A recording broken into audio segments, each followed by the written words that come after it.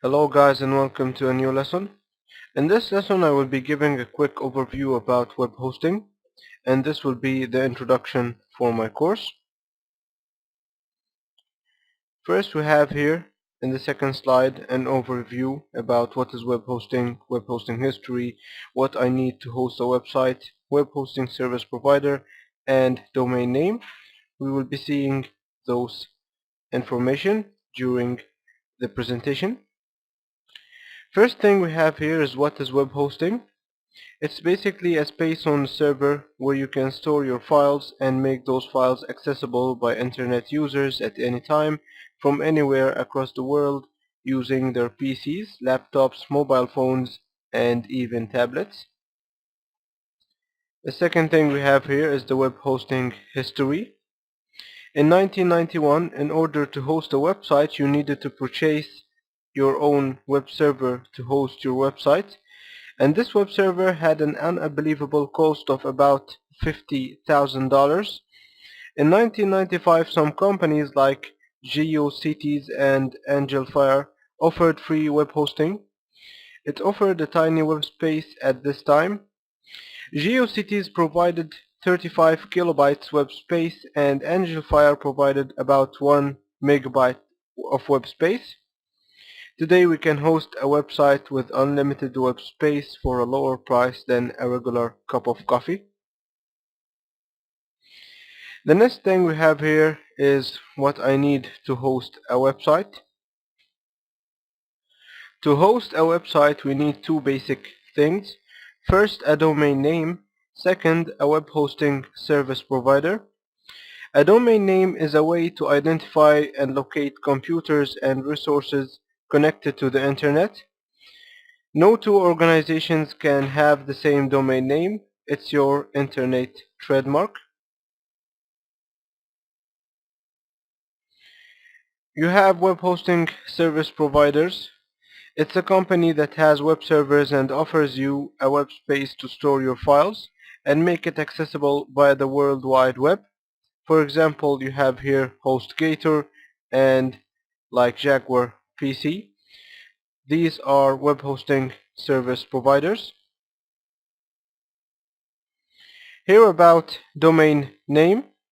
Basically, a domain name is the web address that you type in the browser that starts with www and ends with an extension. As you can see here, what is a domain name? The domain name will start with www, ends with an extension like .com. As you can see here, www.domainname.com.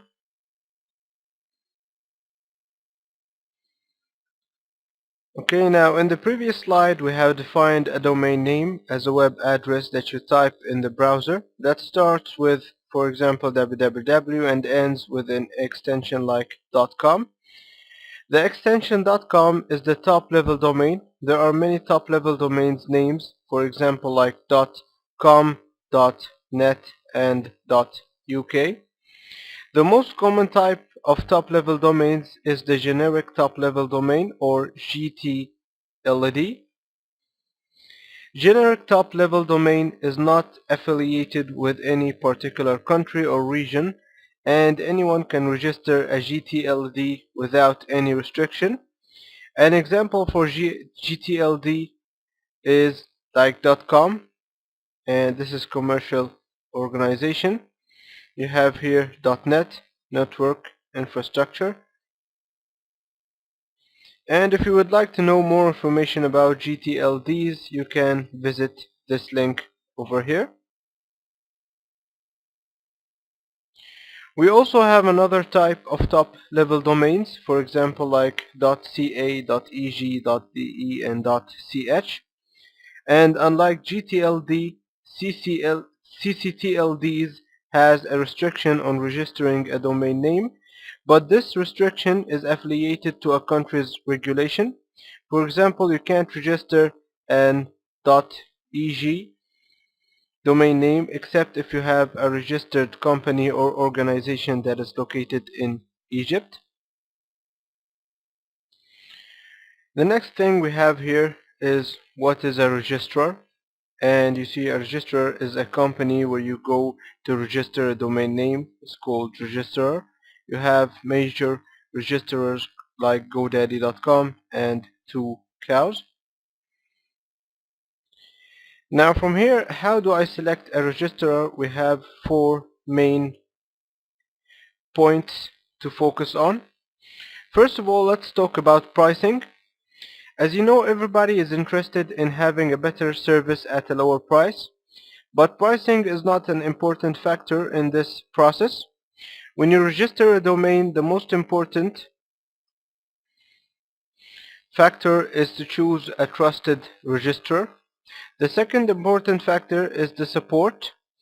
Usually you won't need support for a domain service, but if you faced an issue with the domain name, for example, someone stole your domain name, then you will need support as fast as possible. And to make sure that when you need the support you will find it, you have to make sure of several things before registering. First, you will have to check if the support team is available 24/7. Second, you will check on try opening a ticket and check out the response time. The third check will be make sure that the contact procedures are easy and available on the registrar site. The third important factor is that the domain name control panel. You must be sure that the control panel is easy to understand and simple to use. The fourth important factor is the reviews. Reviews are important because they give you a picture of the quality of services provided by the registrar. And to the last slide over here, there are many web hosting control panels such as cPanel, Plisk, and Direct Admin, and many other control panels. But in this course, I'll be focusing on cPanel. And thank you for watching, and I hope you like the quick guide.